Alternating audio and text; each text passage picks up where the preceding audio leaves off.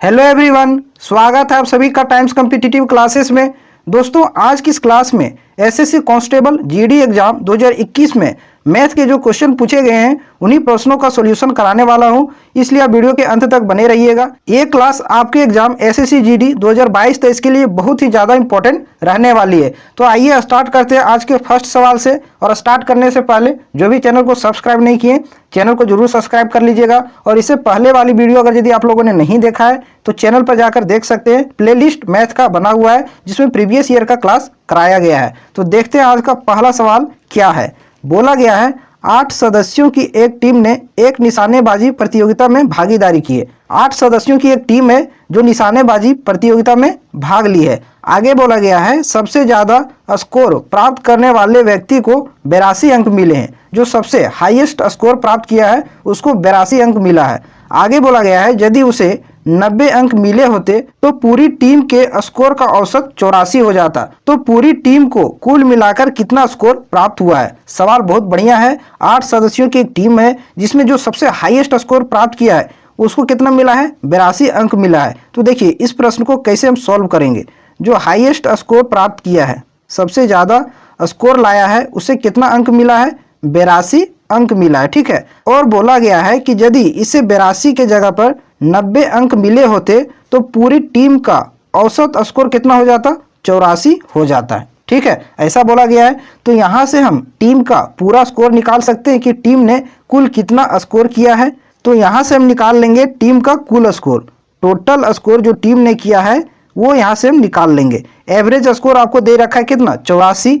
और टीम में कुल कितने सदस्य हैं, 8 सदस्य हैं। तो टोटल स्कोर यहाँ से निकल जाएगा, 8 से हम गुना कर देंगे तो कुल स्कोर कितना हो जाएगा, 8 चौके 32, 8 8 64 और 3 कितना हो जाएगा, 67, 672। ये टोटल स्कोर हो गया। और ऐसा कब होता है, जब जो हाईएस्ट अंक प्राप्त किया है 82, इसको 82 के जगह पर 90 स्कोर मिलता है तब टीम का औसत स्कोर 84 हो जाता है। तो ऐसा हुआ नहीं है। तो इसको कितना ज़्यादा स्कोर मिला है, 8 ज़्यादा मिला है। 82 + 8 90, 8 ज़्यादा मिला है। तो ये टोटल स्कोर में ये 8 ज़्यादा होगा, 8 ज़्यादा होगा।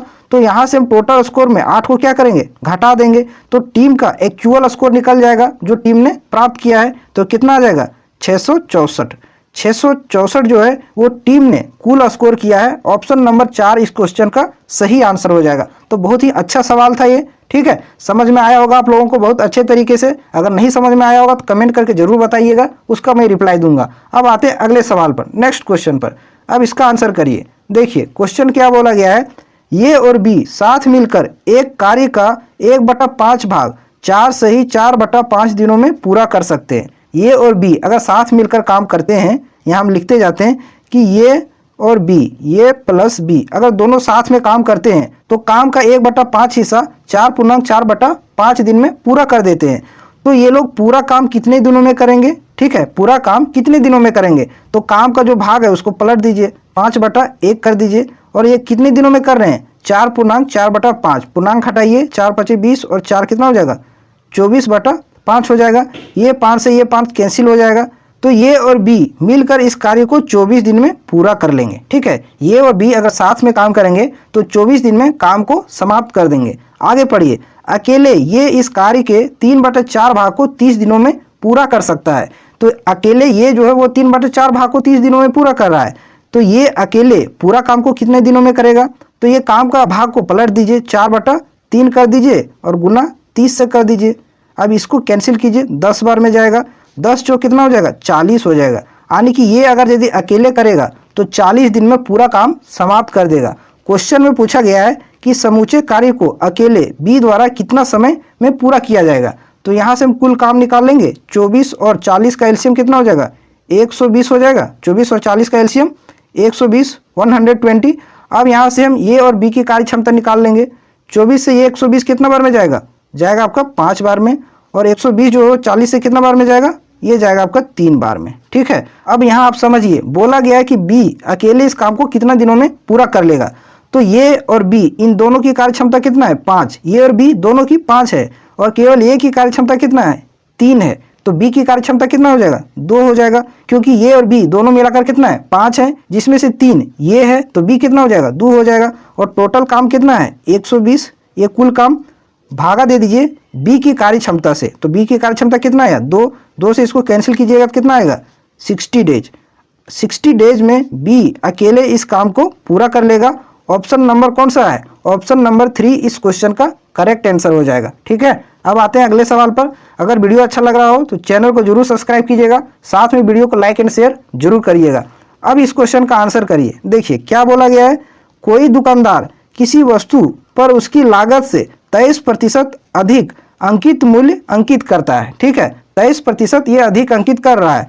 तो सबसे पहले आप यहाँ मान लीजिए क्या, कॉस्ट प्राइस सीपी यहाँ मान लेते हैं कितना 100, हम मान लेते हैं सीपी 100, ये 23% बढ़ाकर अंकित कर रहा है, यानी कि 123 हो जाएगा आपका क्या मार्क प्राइस हो जाएगा। ये आपका क्या निकल के आ गया मार्क प्राइस। अब आगे बोला गया है उसने 2/3 वस्तु को अंकित मूल्य पर बेच दिया है, 2/3 वस्तु को अंकित मूल्य पर बेच दिया है। तो 123 का 2/3 कितना हो जाएगा, 123 का 2/3 निकालिए, 2/3 कैंसिल कीजिए 3 से 4 बार में और 3 से फिर 1 बार में, 41 दूना 82। तो ये 82 जो वस्तु है इसको अंकित मूल्य पर ही बेच दिया, यानी 82 वाली वस्तु को 82 रुपया में ही बेच दिया है। ठीक है, अब आगे देखिए और क्या बोला गया है, और शेष को अंकित मूल्य पर 25% छूट देकर बेचा है, तो उसका लाभ प्रतिशत क्या है। तो शेष कितना बचा है, 123 था कुल, 123 कितना था कुल था, जिसमें से 82 को बेच दिया गया है। तो शेष कितना बचा, शेष बचा आपका 41 ये शेष बच गया। इसको जो है वो आपका बेचा है 25% की छूट के साथ। कितना, 25% की छूट के साथ बेचा गया है। तो हम 41 का 25% छूट के साथ देखते हैं कितना विक्रय मूल्य आता है। 25% छूट पर बेचा यानी कितना बेचा है, 75% में बेचा है।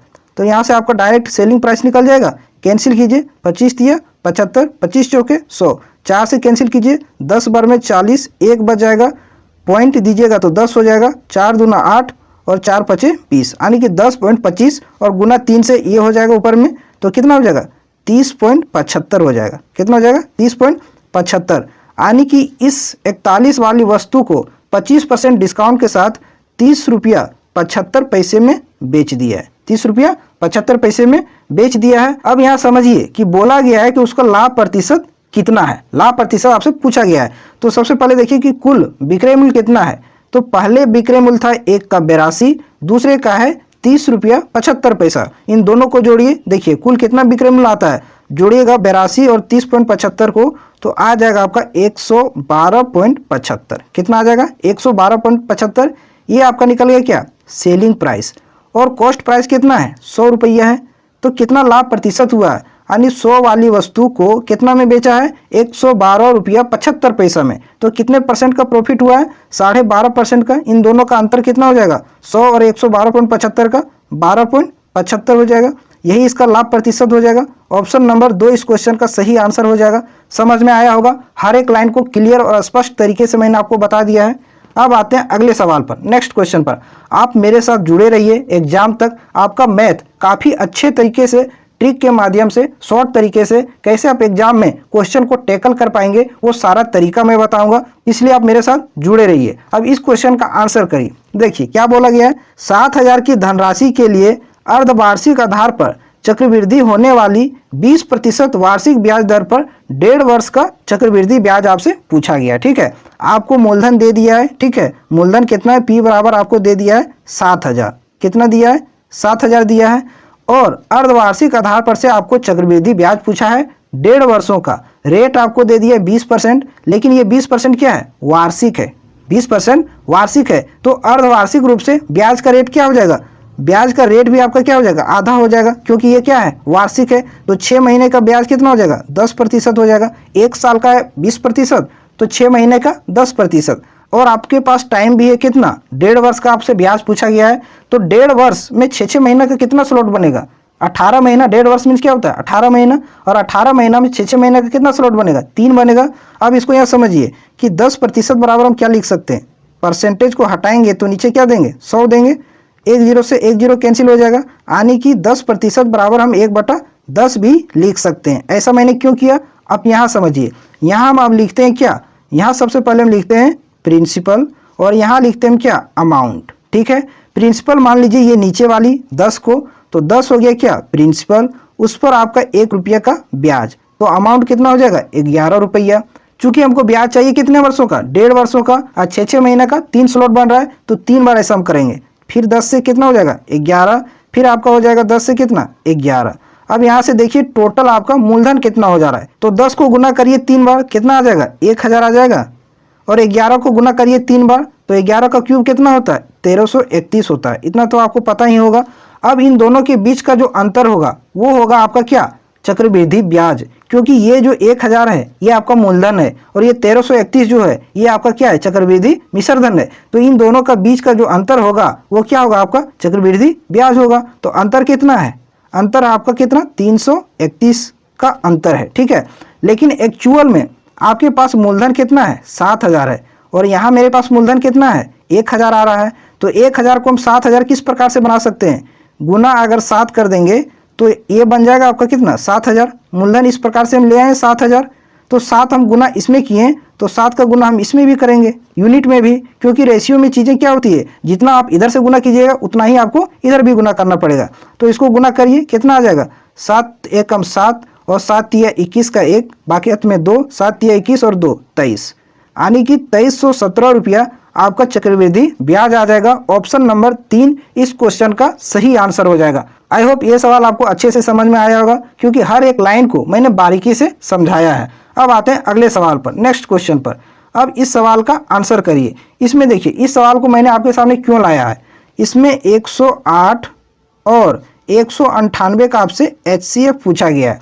तो आप इस प्रकार से अगर यदि HCF निकालते हैं, इस प्रकार से HCF निकालते हैं, तो ये तरीका आपका क्या है, बिल्कुल गलत है। इस प्रकार से एग्जाम में नहीं करना है। अगर 3 नंबर का आपको HCF दे दिया जाएगा तो आपको ज़्यादा टाइम लग जाएगा।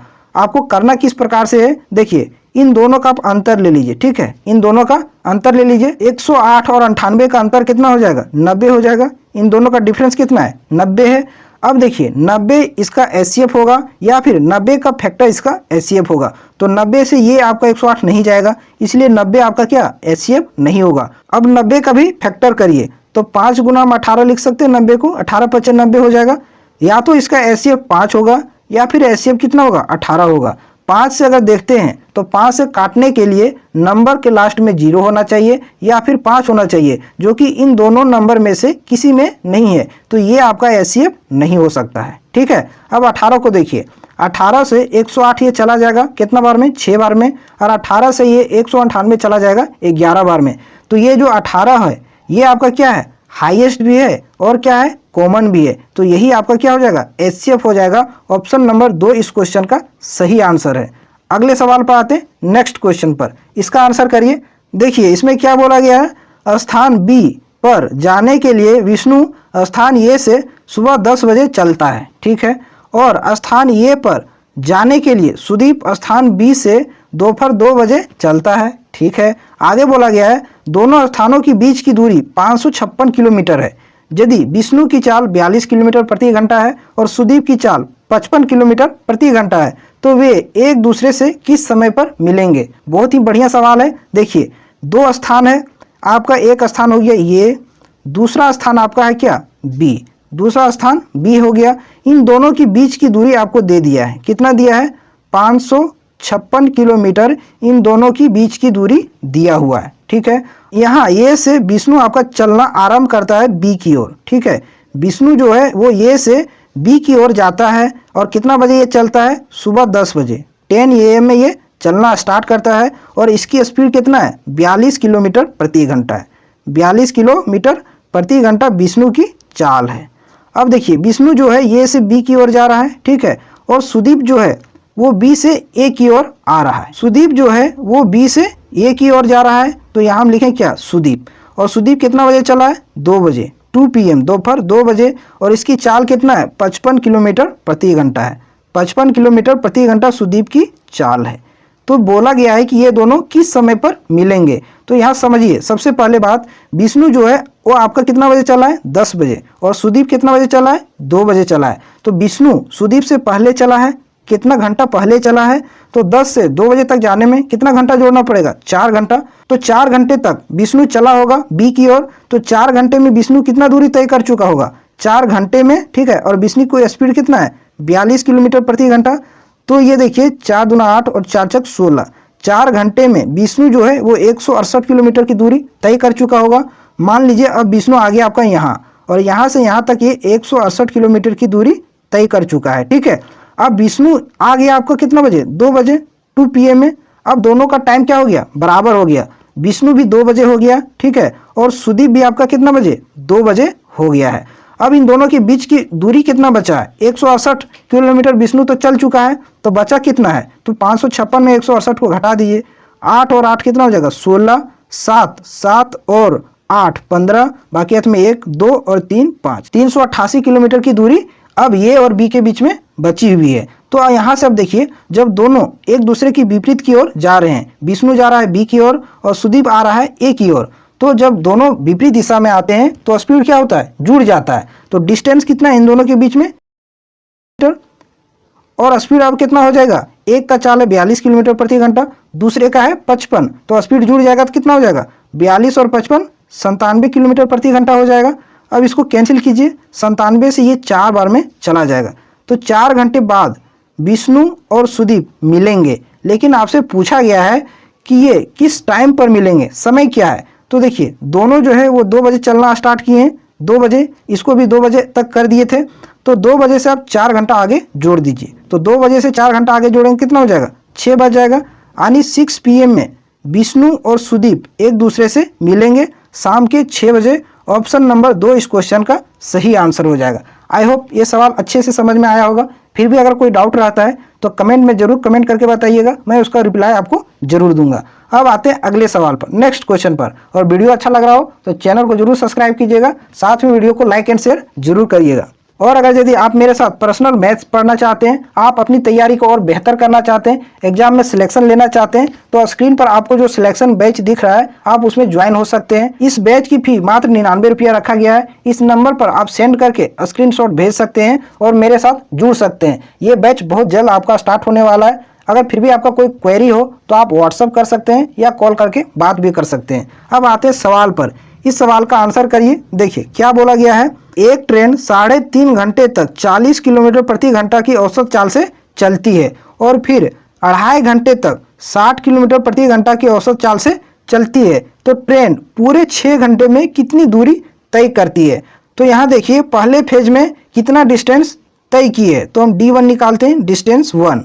ये पहले फेज में चली है 3.5 घंटा। 3.5 घंटा को किस प्रकार लिख सकते हैं, 3 दूना 6 और 1 7/2 घंटा, ये आपका टाइम है। और किस स्पीड से चली है, 40 किलोमीटर प्रति घंटा की स्पीड से। तो यहाँ डिस्टेंस निकल जाएगा, डिस्टेंस बराबर क्या होता है, स्पीड इंटू टाइम, वही किए। अब इसको कैंसिल कीजिए, 20 बार में ये जाएगा और 7 गुना 20 करेंगे तो कितना हो जाएगा, 140 किलोमीटर।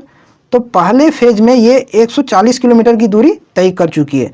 फिर दूसरे फेज में यानी D2 दूसरी बार में कितना डिस्टेंस तय की है, 2.5 घंटे चली है। 2.5 घंटे को हम लिख सकते हैं 5/2, ठीक है। और किस स्पीड से चली है, 60 की स्पीड से, तो 60 से गुना कर दीजिए तो यहाँ दूसरा डिस्टेंस निकल जाएगा। दूसरे इसको कैंसिल कीजिए, 30 बार में जाएगा, 30 × 5 कितना हो जाएगा, 150 हो जाएगा। दूसरे फेज में ट्रेन द्वारा 150 किलोमीटर की दूरी तय की गई है। आपसे पूछा गया है कि 6 घंटे में कुल कितनी दूरी तय की गई है।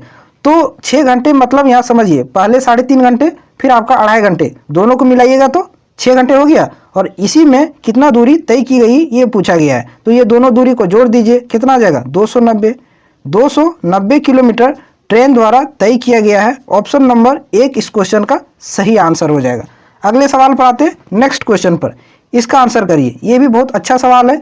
क्या लिखा गया है, किसी वस्तु को 1850 में बेचने पर प्राप्त लाभ उस वस्तु को 1600 में बेचने पर मिले लाभ का 2 गुना है, तो वस्तु का लागत मूल्य क्या है। वस्तु का कॉस्ट प्राइस आपसे पूछा गया है। तो देखते हैं, यहाँ लिखते हैं। सबसे पहले हम मान लेते हैं वस्तु का कॉस्ट प्राइस कितना, x मान लेते हैं, CP हम मान लिए x। तो बोला गया है कि 1850 में बेचने पर जो लाभ प्राप्त होता है, 1850 में, ये आपका सेलिंग प्राइस है। इसमें से अगर यदि हम क्रय मूल्य को घटा देते हैं CP को, तो ये लाभ निकल गया। ये लाभ जो है, ये लाभ 2 गुना है किसका, 1600 में जो वस्तु को बेचने पर लाभ प्राप्त हो रहा है। तो 1600 माइनस हम कर देंगे क्रय मूल्य, तो ये लाभ निकल जाएगा। इसका 2 गुना है 1850 में बेचने पर जो लाभ प्राप्त होता है उसका, तो 2 गुना आप इधर कर दीजिए, तो ये दोनों अब क्या हो गया, बराबर हो गया। समझ में आया कि 2 गुना हम इधर क्यों किए, क्योंकि 1850 में बेचने पर जो लाभ प्राप्त होता था उसी वस्तु को 1600 में बेचने पर जो लाभ प्राप्त होता है उसका ये 2 गुना है। तो हम बराबर करने के लिए 2 गुना इधर भी कर दिए। अब ये दोनों क्या हो गया, इक्वेशन बराबर हो गया। यहाँ से x का वैल्यू निकाल लीजिए तो आपका कॉस्ट प्राइस निकल जाएगा। देखिए 1850 माइनस का x इज इक्वल टू कितना हो जाएगा, 16 दूना 3200, ठीक है, माइनस का 2x। अब देखिए ये 2x इधर आ जाएगा तो प्लस में आ जाएगा, बचेगा क्या, x बचेगा। इधर जाके ये 1850 3200 में घट जाएगा तो कितना बचेगा, 1350। 1350 जो है वो वस्तु का क्या है, क्रय मूल्य है, कॉस्ट प्राइस है, लागत मूल्य है। ऑप्शन नंबर 2 इस क्वेश्चन का सही आंसर है। इस क्वेश्चन में अगर यदि आप ये इक्वेशन सेट कर लिए तो आपका क्वेश्चन बन गया। अब आते हैं अगले सवाल पर। नेक्स्ट क्वेश्चन देखते हैं क्या है। रवि और सुमित के वेतन का अनुपात 2:3 दिया हुआ है, ठीक है। यदि प्रत्येक के वेतन में 5000 की वृद्धि कर दी जाती है तो उनके अनुपात 5:7 हो जाता है, तो वृद्धि के बाद सुमित का वेतन कितना होगा, ये आपसे पूछा गया है। तो ये बहुत ही अच्छा सवाल है और ऐसा वाला सवाल मैं कितना बार करा चुका हूँ, क्रॉस मल्टीप्लिकेशन मेथड। तो यहाँ देखिए कौन कौन है, आपका है रवि, R फॉर रवि और S फॉर सुमित, 2 व्यक्ति हैं। ये दोनों का पहले अनुपात कितना था, 2:3 था, ठीक है। वेतन का अनुपात 2:3 था।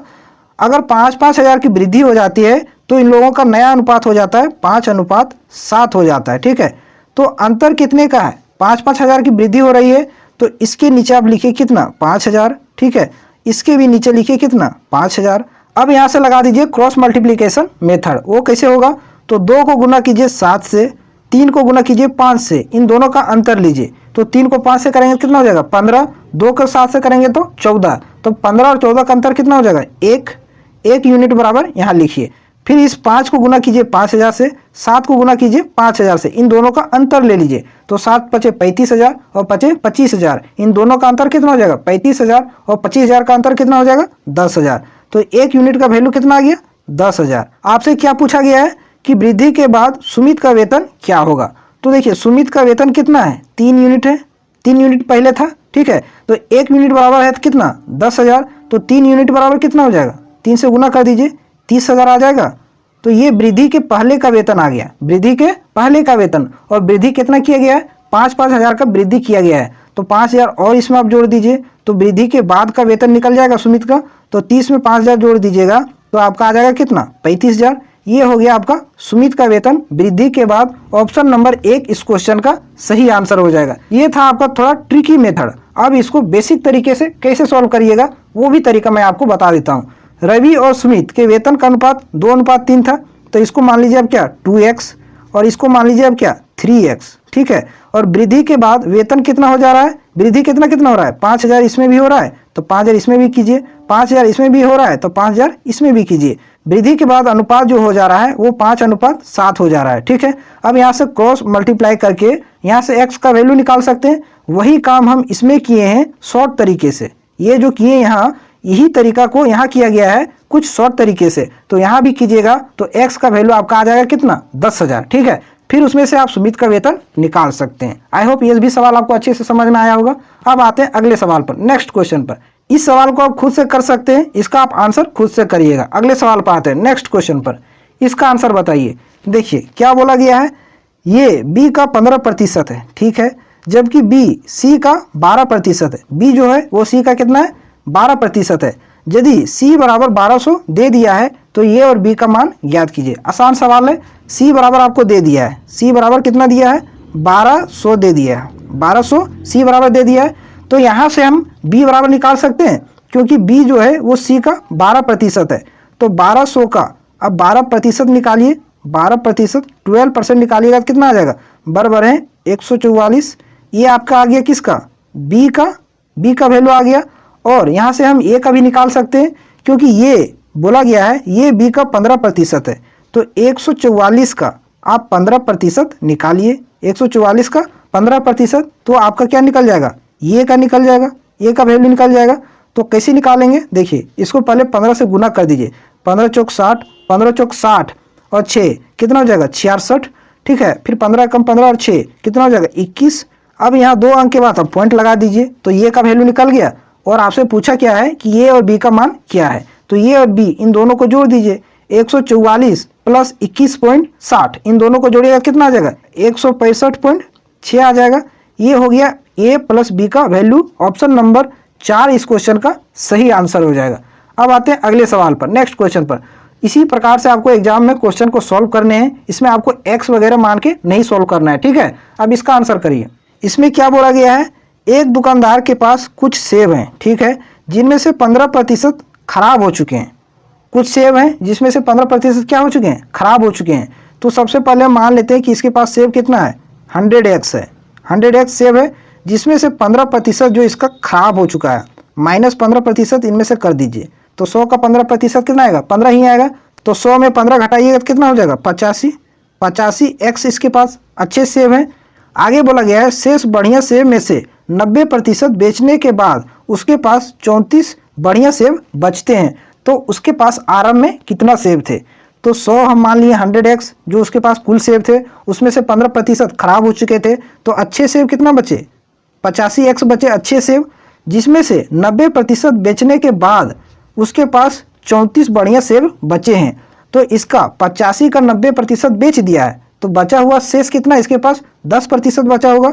85 का, समझिए इस बात को, यहाँ 85x का 10% अगर निकालेंगे तो शेष सेब निकल जाएगा, और शेष सेब बराबर आपको दे दिया कितना, 34। तो इसके बराबर हम 34 लिख दिए, क्योंकि शेष सेब का 90% बेच दिया था, तो बचा हुआ कितना था, 10%, और एक्चुअल में बचा कितना है, 34 बढ़िया सेब बचा हुआ है। तो इन दोनों को हम बराबर कर दिए। अब यहाँ से इसको कैंसिल कर दीजिए, 1 0 से 1 0 कैंसिल कीजिए, 17 से इसको काटिए 5 बार में, 17 × 5 = 85, 17 से इसको कैंसिल कीजिए 2 बार में, 17 दूना 34, 5 से इसको कैंसिल कीजिए 2 बार में 10। तो x बराबर आपका कितना आ जाएगा, क्रॉस मल्टीप्लाई कर दीजिए, 2 × 2 कितना हो जाएगा, 4।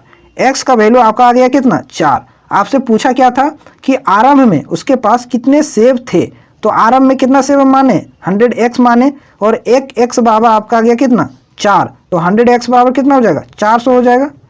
उसके पास आरंभ में कितना सेब थे, 400 थे। ऑप्शन नंबर 2 इस क्वेश्चन का सही आंसर हो जाएगा।